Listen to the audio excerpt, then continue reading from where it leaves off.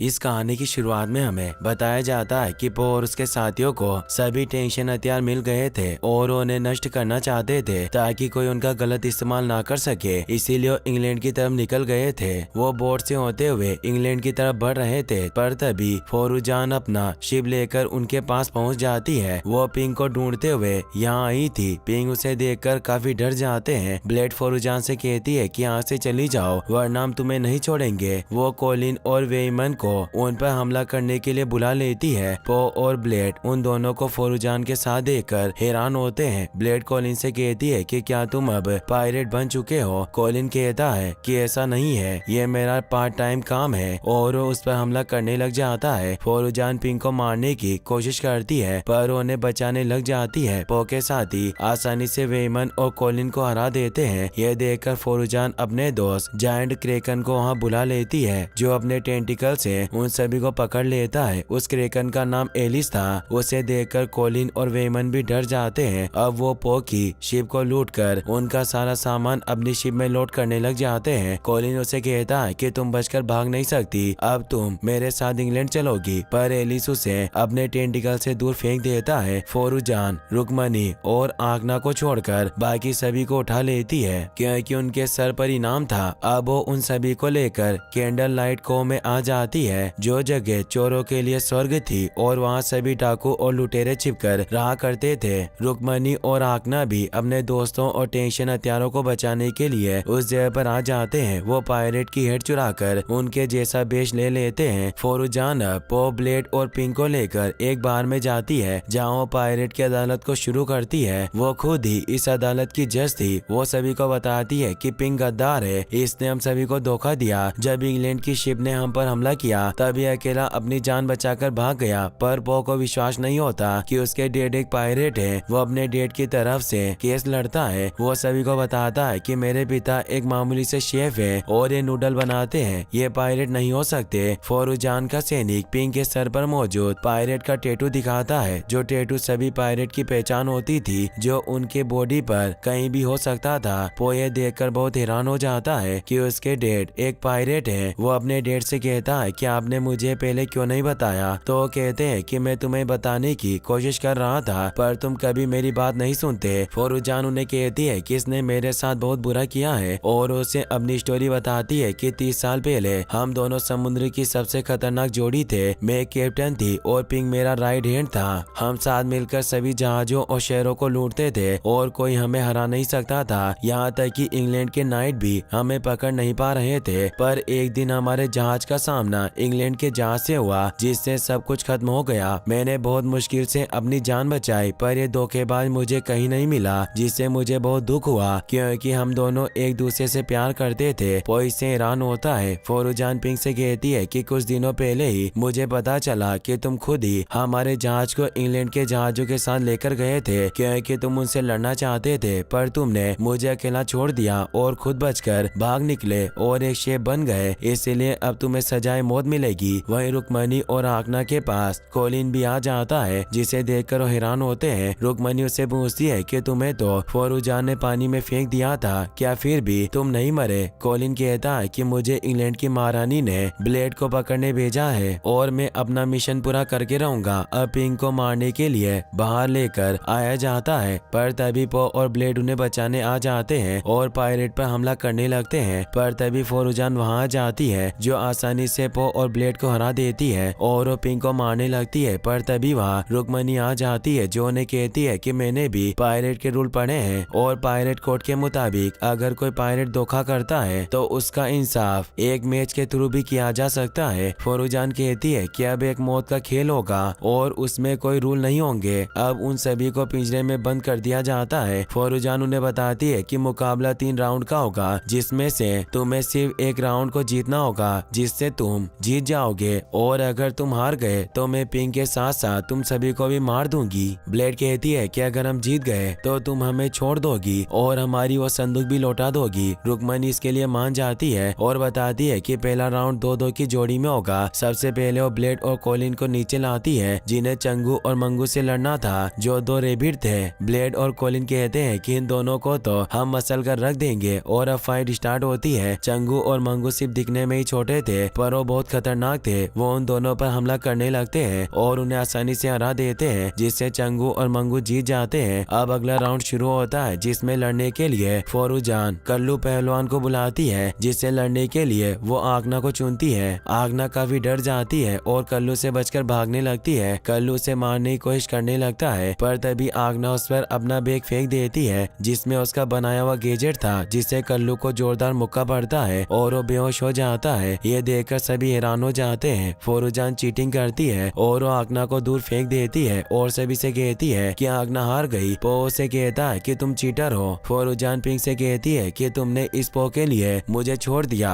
मैं अभी से खत्म कर दूंगी, और वो पो को लड़ने के लिए नीचे ले आती है। अब वो दोनों फाइट करने लग जाते हैं। ब्लेड को पता चल गया था कि वो पायरेट से बच नहीं पाएंगे, इसीलिए वो कॉलिन से कहती है कि अब तुमने मुझे पकड़ लिया है, इसीलिए तुम नाइट को यहाँ बुला लो, पर तुम्हें मेरे दोस्तों को सेफली इंग्लैंड छोड़ना होगा। कॉलिन इसके लिए मान जाता है और ऊंचाई पर जाने लगते हैं ताकि वो एक फ्लेयर को छोड़ सके। पो अभी भी फोरुजान से फाइट कर रहा था। फोरुजान पो को दूर फेंक देती है और उसे मारने लगती है, लेकिन तभी पो अपने पेड़ से उस पर हमला करके उसे दूर गिरा देता है और उसकी सोट से अपने डेट के पिंजरे को काटकर उस पर हमला करता है, जिससे वो बेहोश हो जाती है। पिंग अब आजाद हो जाते हैं। पो जीत गया था, जिससे वो खुश होता है। फोरुजान भी अपनी हार को स्वीकार कर लेती है क्योंकि वो पो से इम्प्रेस हो चुकी थी। वो पिंग से कहती है कि तुमने इसे अच्छा फाइटर बनाया है। बाकी सभी पायरेट भी खुश थे और फोरुजान उन्हें जिंदा छोड़ने के लिए तैयार हो जाती है, पर तभी कॉलिन अपने नाइट फ्लेयर को आसमान में छोड़ देता है, जिसे देखकर सभी पायरेट डर जाते हैं क्योंकि जल्दी नाइट वहां आने वाले थे। सभी डर कर वहाँ से भागने लगते हैं। फोरुजान पिंग पर गुस्सा करने लगती है। वो उसे कहती है कि ये सब तुमने किया है, मैं जब भी तुम पर भरोसा करती हूँ तुम हमेशा मुझे धोखा देते हो। तभी कॉलिन और ब्लेड वहाँ जाते हैं, जो उन्हें बताते हैं कि हमने नाइट को बुला लिया है। फोरुजान को इससे उन पर गुस्सा आता है। तभी नाइट की शिप वहाँ आने लगती है, जो उस आइलैंड पर हमला करने लग जाते हैं। सभी पायरेट अपनी अपनी जान बचाकर वहाँ से भागने लगते हैं। फोरुजान भी अपना शिप लेकर वहाँ से निकल जाती है। नाइट अब उस आइलैंड पर आ गए थे। पो और उसके दोस्त भी छिपे हुए थे। ब्लेड कहती है कि सबसे पहले हमें टेंशन हथियारों को वापिस हासिल करना होगा। पिंक कहते हैं कि मैं जानता हूँ कि वो स्टोरेज कहाँ है, जहाँ फोरुजान अपने सारे टूटे हुए माल को वहीं छिपा कर रखती है, वो उस पहाड़ पर है। वही हम दोनों साथ में सनसेट देखा करते थे। नाइट अब आइलैंड पर मौजूद सभी पायरेट को पकड़ रहे थे। पिंक चुपके से सभी को लेकर पहाड़ पर जाने लगते हैं। कॉलिन भी उनके साथ था, इसीलिए वो चालाकी से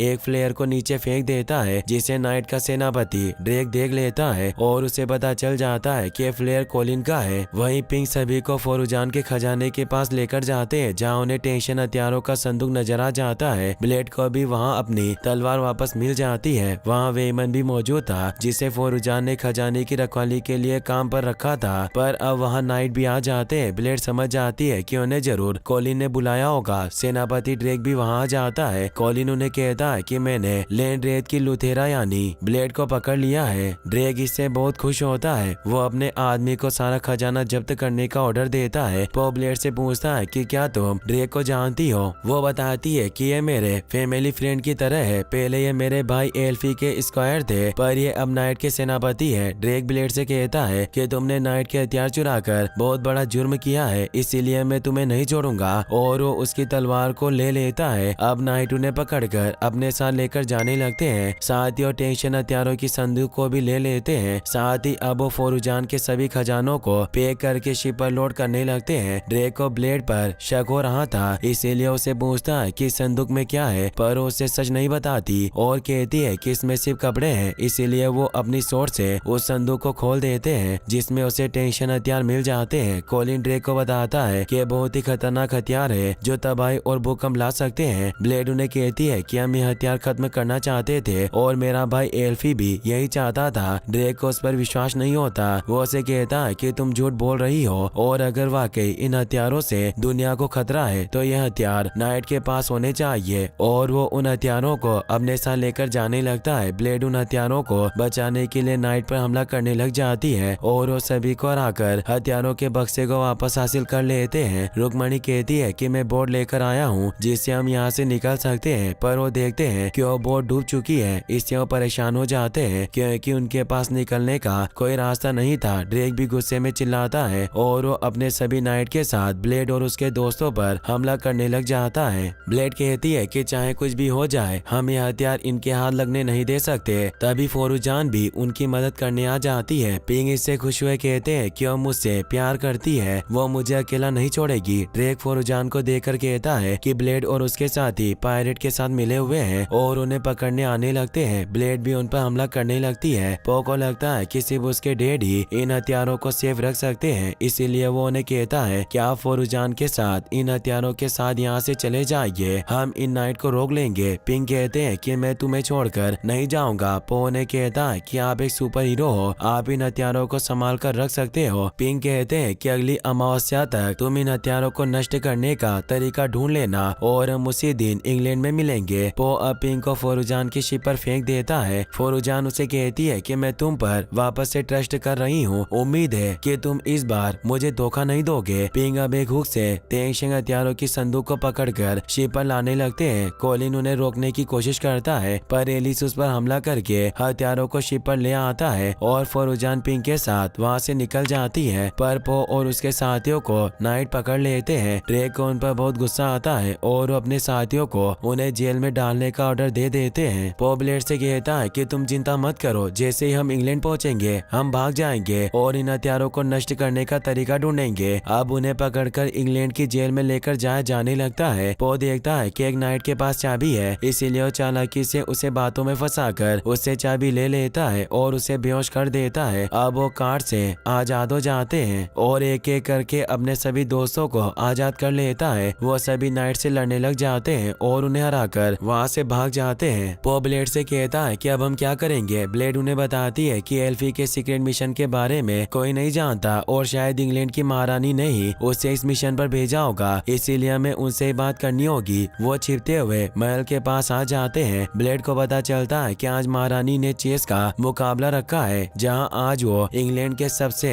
बेस्ट खिलाड़ियों के साथ चेस खेलेगी, पर उनके पास अंदर जाने का पास नहीं था। आगना चालाकी से एक गाड़ी को दूर फेंक देती है, जिससे वो सभी आसानी से महल के अंदर चले जाते हैं। पर ड्रेक भी वहां गया था, जो पो और उसके साथियों को देख लेता है, इसीलिए वो सभी उनसे बचते हुए भागने लगते हैं। पो सभी से अलग हो जाता है। ब्लेड रुक्मणी और आगना के साथ एक रूम में छिपी हुई थी। ड्रेक अपने साथियों के साथ उस रूम का दरवाजा तोड़ने की कोशिश कर रहा था। वहीं पो ड्रेक के सैनिकों से बचता हुआ एक रूम में आ जाता है, पर वहां रानी मौजूद थी, जो चेस खेलने के लिए एक प्लेयर का इंतजार कर रही थी। रानी को लगता है कि वही अगला खिलाड़ी है, इसीलिए वो पो के साथ चेस खेलने लग जाती है। पर पो को चेस खेलना नहीं आता था, पर फिर भी वो चेस खेलता है। रानी को भी ठीक से चेस खेलना नहीं आता था, इसीलिए वो दोनों एक दूसरे की बातों पर हंसने लगते हैं। पो उनसे बातों में पूछता है कि आपने एल्फी को टेंशन हथियारों के मिशन पर भेजा था और मैं भी उसी मिशन को पूरा करने में लगा हुआ हूँ। रानी कहती है कि मुझे उस मिशन के बारे में कुछ नहीं पता और वो टेंशन हथियारों का नाम भी पहली बार सुन रही है। मैंने उसे आखिरी बार फेस्टर माउथ गाँव के लोगों की मदद करने भेजा था और वहाँ से आने के बाद वो बदल गया था। उसने 1 महीने की छुट्टियाँ ली, पर फिर भी वो वापस नहीं आया और मारा गया। तभी उन्हें सैनिकों की आवाज आती है जो पांडा को ढूंढ रहे थे, इसीलिए रानी के सैनिक पो पर गुस्सा होने लगते हैं। पर रानी समझ गई थी कि पो एक अच्छा इंसान है, इसीलिए वो अपने सैनिकों को रोक लेती है और पो को एक सिगरेट कमरे में जाने देती है। वहीं ड्रेक दरवाजा तोड़कर उस रूम में आ गया था, पर ब्लेड, रुक्मणी और आगना छिप गए थे। पो सिगरेट रास्ते की मदद से अपने दोस्तों को भी बचा लेता है और वो सभी वहाँ से निकल जाते हैं। ब्लेड हैरान होती है कि पो क्यों से मिला। पो उसे बताता है कि हम दोनों ने चेस खेला और हमारी दोस्ती भी हो गई थी और उन्होंने मुझे एल्फी के मिशन के बारे में बताया कि वो आखिरी बार फेस्टर माउथ गाँव में गया था, जहाँ जाने के बाद वो बदल चुका था। ब्लेड कहती है कि इसका मतलब यह है कि जिसने भी उसे टेंशन हथियारों की खोज में भेजा था वो जरूर फेस्टर माउथ गाँव में होगा, इसीलिए हमें भी वहीं चलना चाहिए। हो सकता है कि हथियारों को नष्ट करने का तरीका भी वही हो। वही हम पिंग को देखते हैं जो फोरुजान से कहते हैं कि हमें वापस इंग्लैंड जाना चाहिए क्योंकि मुझे अपने बेटे को बचाना है और इन हथियारों को नष्ट करना है। फोरुजान कहती है कि हम इंग्लैंड नहीं जाएंगे क्योंकि अब मैं रिटायर हो चुकी हूँ। मैं रिटायर होने से पहले तुमसे बदला लेना चाहती थी, पर अब मैंने तुम्हें माफ कर दिया है, इसीलिए मैं शांति से रहना चाहती हूँ। और उसी आइलैंड की तरफ बढ़ रहे थे जहाँ बचे हुए जादूगर रहा करते थे। फोरुजान अब उसी आइलैंड पर उतरकर आराम करने लगती है और पिंग से कहती है कि अब यही मेरा घर है। तभी वहाँ कायल अपने साथियों के साथ उस शिप को लूटने आ जाता है क्योंकि जब वरुका ने उसे शिप से फेंक देखा था तो उसकी पूरी बॉडी टूट गई थी, पर अभी भी वो जिंदा था। वो फौरुजान की शिप का सारा सामान लूटने लगते हैं। फौरुजान ये देखकर गुस्सा हो जाती है। वो पिंक से कहती है कि हमें इन्हें मजा चकाना होगा, पर पिंक उन हथियारों को सेफ रखना चाहते थे, इसीलिए वो संदूक को लेकर जाने लगते हैं ताकि उसे छिपा सके। फौरुजान अब एलिस को वहाँ बुला लेती है और उसकी मदद से वो कायल और उसके सभी साथियों को पकड़ लेती है, पर इससे कायल की नजर टेंशन हथियारों के बक्से पर पड़ जाती है और उसे शक होता है कि उसके अंदर जरूर कुछ कीमती चीज है और उनका पीछा करने लग जाता है। पिंग और फौरुजान उन हथियारों को लेकर छिपने की कोशिश कर रहे थे। फौरुजान को भी पता नहीं था कि इनमें टेंशन हथियार है। अब रात हो जाती है। पिंग और फौरुजान अभी भी कायल के आदमियों से बचकर भाग रहे थे, पर वो एक जगह पर जाकर फंस जाते हैं क्योंकि वहाँ आगे जाने का कोई रास्ता नहीं था। तभी कायल भी अपने साथियों के साथ वहाँ आने लगता है, पर तभी कोई ऊपर से रस्सी फेंककर पिंग और फौरुजान को ऊपर ले लेता है। पिंग ये देखकर हैरान होते हैं कि उन्हें बचाने वाला और कोई नहीं बल्कि क्लाउस है। इससे वो डर जाते हैं। वहीं ब्लेड अब अपने सभी दोस्तों के साथ उस गांव में आ जाती है जहां एल्फी अपने लास्ट मिशन पर आया था, पर वो देखते हैं कि वहां कोई नहीं होता और वो पूरा गांव सुनसान पड़ा हुआ था। तभी उन्हें वहां कोई दिखाई देता है जो अकेलेपन की वजह से खिलौनों से खेल रहा था। वो उन सभी को देखकर खुश हो जाता है। वो उन्हें कहता है कि मेरा नाम एडगर है और उन्हें लेकर अपने घर जाने लगता है और बताता है कि कुछ सालों पहले रानी ने यहाँ एक और नाइट को भेजा था, पर वो भगोड़ा था और वो भी डर कर भाग गया। ब्लेड हैरान हुई उससे पूछती है कि तुम मेरे भाई को भगोड़ा क्यों कह रहे हो, तो बताता है कि इस गांव में पहले बहुत से लोग हुआ करते थे, पर अब यहाँ मेरे अलावा और कोई नहीं रहता क्योंकि इस गांव के दलदल में एक राक्षस रहता है जिसके लिए हमने रानी से मदद मांगी थी, पर रानी ने यहाँ मदद के लिए जिस नाइट को भेजा था वो भी उस राक्षस से डर कर भाग गया। मैं पिछले 15 सालों से यही हूँ और इंतजार कर रहा हूँ कि कोई हमारी मदद करने आएगा। रुक्मणी उसे कहती है कि तुम भी तो बाकी गांव वालों की तरह यहाँ से जा सकते थे, तुम यहाँ क्यों रुके। एडमंड कहता है कि मैं यहाँ अपनी डोर को अकेला छोड़कर नहीं जा सकता था। ब्लेड को एडमंड की बातों पर विश्वास नहीं होता। वो उसे कहती है कि मेरा भाई कभी भी मिशन को अधूरा छोड़कर नहीं भाग सकता है, जरूर यहाँ कोई राज है। और वो एडमंड से कहती है कि उस दलदल के राक्षस से हम तुम्हें जरूर बचाएंगे क्योंकि वही हमें पता चलेगा कि एल्फी मिशन छोड़कर भाग क्यों गया था। अब वो सभी दलदल के पास आ जाते हैं। पो को वहाँ काफी डर लग रहा था, पर तभी दलदल में से मोस का बना एक जायंट हैंड उन पर हमला कर देता है। वो सभी उनसे बचने की कोशिश करते हैं, पर वो राक्षस पो को पकड़ लेता है। आगना काफी गुस्सा हो जाती है और वो उन मोस के बने हुए हैंड को खत्म करने लगती है और अब उन्हें वो मोस का मोस्टर नजर आ जाता है जिसने पो और रुक्मणी को पकड़ लिया था, जिसका नाम डंकन था। वो एक ना को भी पकड़ लेता है। ब्लेड उससे पूछती है कि क्या तुमने ही मेरे भाई को टेंशन हथियारों के बारे में बताया था। डंकन ब्लेड को देखकर पहचान गया था कि जरूर वो एल्फी की बहन होगी। वो उसे बताता है कि सालों पहले एल्फी भी तुम्हारी तरह यहाँ आया था और वो भी मुझसे फाइट करने लगा और उसने मुझे हरा दिया था। उसने मुझ पर आरोप लगाया कि मैंने गाँव वालों को परेशान किया, पर मैंने उसे बताया कि मैंने गाँव वालों को नहीं डराया। वो मेरे दलदल को बर्बाद करना चाहते थे। मैं 100 सालों से इस दलदल में रह रहा हूँ और मेरे परिवार को भी यहाँ सैकड़ों साल गुजर गए, पर जब से वो गांव वाले यहाँ आए हैं उन्होंने मेरा जीना हराम कर दिया। उन्हें मेरा घर बदसूरत लगता है और वो मुझे राक्षस बुलाते हैं, इसलिए मैंने खुद को बचाने के लिए ही उन सभी लोगों को डराया। हर कहानी के दो पहलू होते हैं, उनके लिए मैं राक्षस हूँ और मेरे लिए तुम लोग राक्षस हो। एल्फी उसकी बात समझ गया था, पर उसने कहा कि मैं नाइट सिर्फ लोगों की मदद करने के लिए बना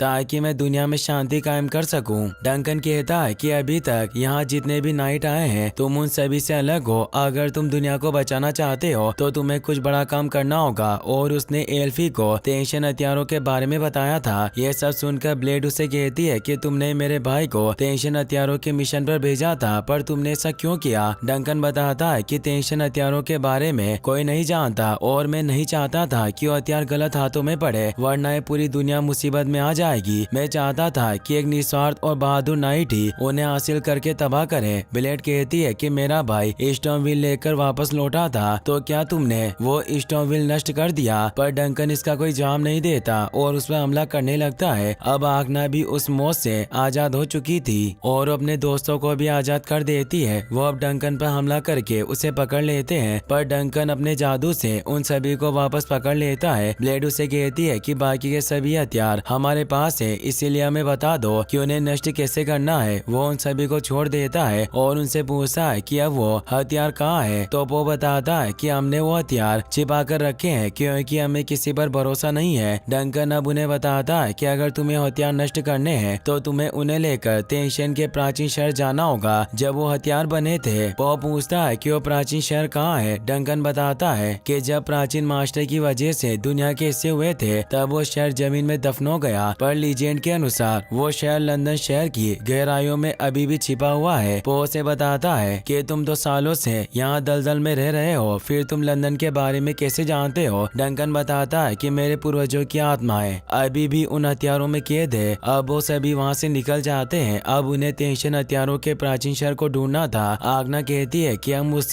छिपे हुए शहर को कैसे ढूंढेंगे। ब्लेड बताती है कि मेरा भाई काम में परफेक्ट था, वो अपने हर मिशन और हर काम के बारे में हमेशा लिख कर रखता था। अगर उसे प्राचीन शहर तेंशन का रास्ता मिला होगा तो उसने जरूर उसे हमारी घर में मौजूद उसकी पर्सनल डायरी में उसके बारे में लिखा होगा। वो इससे खुश होता है कि हम तुम्हारे घर जाएंगे और सभी ब्लेड के घर की तरफ बढ़ने लगते हैं। पर ब्लेड उन्हें बताती है कि मेरी माँ का नाम लिसिंडा है और वो एक राक्षस से कम नहीं है। वो सबके सामने मेरी गलतियाँ निकाल कर मुझे शर्मिंदा करती है। वो एक खड़ूस औरत है, इसीलिए तुम सभी बाहर रहना, मैं चुपके से अंदर जाकर एल्फी की डायरी लेकर आ जाऊंगी। अब वो सभी ब्लेड के घर पर आ जाते हैं जो काफी बड़ा था। ब्लेड चुपके से खिड़की की मदद से घर के अंदर चली जाती है और अपने भाई के कमरे में जाने की कोशिश करती है, पर तभी वहाँ उसकी माँ आ जाती है जो उसे कहती है कि हमारे घर में दरवाजा भी है, इसीलिए कभी तो दरवाजे से आ जाया करो। ब्लेड कहती है कि मैं यहाँ कुछ जरूरी काम से आई थी, इसीलिए मैं आपको परेशान नहीं करना चाहती थी, मैं वो काम करके यहाँ से चली जाऊंगी। तभी वहाँ ब्लेड और उसके बाकी साथी भी अंदर आ जाते हैं। ब्लेड उन्हें बताती है कि ये सभी मेरे दोस्त हैं। लुसिंडा इससे खुश होती है कि उसके दोस्त भी हैं और वो उन सभी को चाय बनाकर पिलाने लगती है और पोगो खाने के लिए केक्स देती है। पर ब्लेड गलती से टेबल पर चाय गिरा देती है जिससे उसकी माँ से वापस से झगड़ा हो जाता है। ब्लेड इससे काफी गुस्सा हो जाती है और वहाँ से उठकर चली जाती है। पो भी उसके पास आ जाता है और वो दोनों एल्फी के रूम में उसकी डायरी ढूंढने लगते हैं। पो से पूछता है कि तुम अपनी माँ से इतना झगड़ती क्यों रहती हो। ब्लेड बताती है कि उन्होंने एल्फी को नाइट बनाया, पर एक लड़की होने की वजह से वो चाहती थी कि मैं एक प्रॉपर लेडी बनूं और घर को संभालना सीखूं, पर वो नहीं जानती कि मैं उनसे अलग हूँ, लेकिन वो ये कभी नहीं समझती।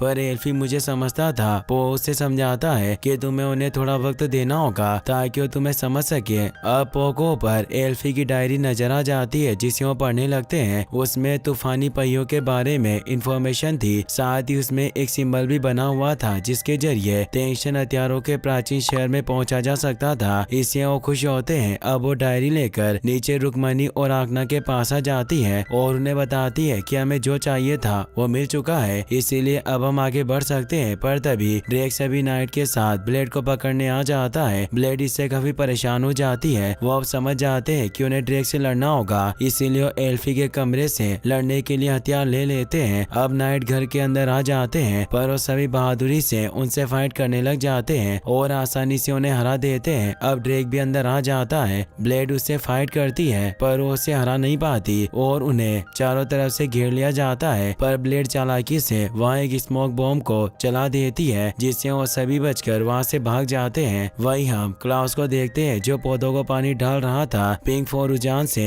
कहता है कि ये हमसे हथियार छीनना चाहता है और हथियार छीनने के बाद ये हमें मार डालेगा। क्लाउस उन्हें कहता है कि मुझे बेकार हथियार नहीं चाहिए। पिंक उसे कहते हैं कि अगर ऐसा है तो तुमने हमारी जान क्यों बचाई। वो कहता है कि मैं अपने साथियों को बचाना चाहता हूँ, इसीलिए मैं यहाँ बीज लेकर आया हूँ ताकि मेरे लोग खेती कर सके, ना कि शिप को लूटने का इंतजार करें। पर उन्हें मेरी मदद नहीं चाहिए, उन्हें बस अपना हेलमेट वापस चाहिए। इन हथियारों ने मेरा मुझसे सब कुछ छीन लिया है, इसीलिए मैं यही चाहता हूँ कि तुम लोग इस संदूक को लेकर यहाँ से चले जाओ। और अब उन्हें लेकर शिप के पास आ जाता है, पर शिप पर कायल और उसके साथी मौजूद थे। क्लाउस पिंक और फोरुजान से कहता है कि मैं इन सब का ध्यान भटकाऊंगा और तुम ये हथियार लेकर यहाँ से निकल जाना। फोरुजान कहती है कि आखिर इन हथियारों में ऐसा क्या है जो सब इनके पीछे पड़े हैं। पर पिंक उसे सच्चाई बताना नहीं चाहते थे, पर क्लाउस उसे बता देता है कि इन हथियारों में एलिमेंट की पावर है जो दुनिया तबाह कर सकते हैं। क्लाउस अब कायल के पास जाता है और उसे कहता है कि मेरे पास बहुत खाना है, पर कायल उससे गुस्सा था।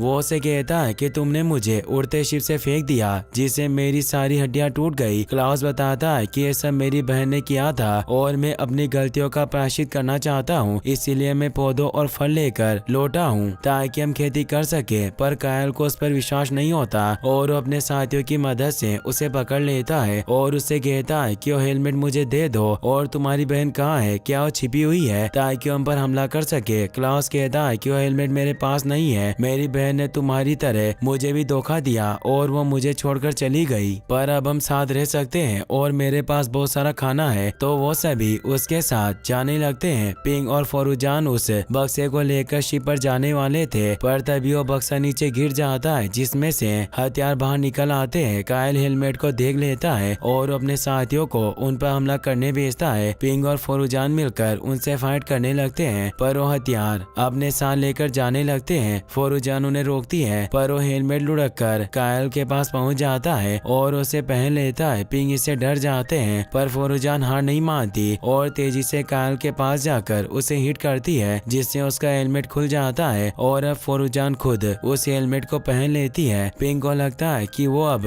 उसे कभी वापस हथियार नहीं देगी, पर फौरुजान वापस नीचे आ जाती है और पिंग से कहती है कि हमें इन हथियारों को लेकर इंग्लैंड जाना होगा। पिंग इससे हैरान होता है और उससे पूछते है कि तुम अब भी मेरी मदद क्यों कर रही हो। फौरुजान उसे बताती है कि मैं तुमसे सच्चा प्यार करती हूँ। अब वो शिप लेकर वहाँ से निकल जाते हैं। फौरुजान हेलमेट की मदद से शिप को उड़ाकर ले जाती है। वहीं हम ब्लेड और उसके साथियों को देखते हैं जो पूरे शहर में एल्फी की बुक पर बने सिंबल को ढूंढ रहे थे, पर उन्हें वो कहीं नहीं मिलती। ब्लेड को एक आइडिया आता है और अपने साथियों को बताती है कि हमें किसी ऐसे आदमी की तलाश करनी होगी जो पूरे शहर की हर गली को जानता हो। वो अब एक ज्येष्ठ पेस्ट के पास आ जाते हैं जो हर गली गली जाकर नाटक दिखाकर लोगों को हंसाया करते थे। उसका नाम बेनी था। ब्लेड अपने साथियों को बताती है कि मैं बचपन में इनके बहुत शो को देखा करती थी। वो बेनी से उसके बाकी साथियों के बारे में पूछती है। बेनी बताता है कि वो सभी मुझे छोड़कर चले गए, उन्हें दुनिया घूमनी थी। ब्लेड अब उससे उस सिंबल के बारे में पूछती है। बेनी उसे बताता है कि मैंने इस निशान को देखा है और उन सभी को लेकर उस जगह पर जाने लगता है, पर बेनी ने कुछ लोगों से कर्जा ले रखा था और वो आदमी बेनी को पकड़ने की कोशिश करते हैं, पर पो और ब्लेड उनसे फाइट करने लग जाते हैं और उन दोनों गुंडों को बहुत मारते हैं। बेनी अब कब्रिस्तान में मौजूद एक खुफिया सुरंग के दरवाजे को खोल लेता है और उन सभी को लेकर उसमें चला जाता है। उस सुरंग के अंदर जगह जगह सिर्फ हड्डियां थी, जिससे पो बहुत डर जाता है। बेनी अब उन सभी को एक खोपड़ी पर बना हुआ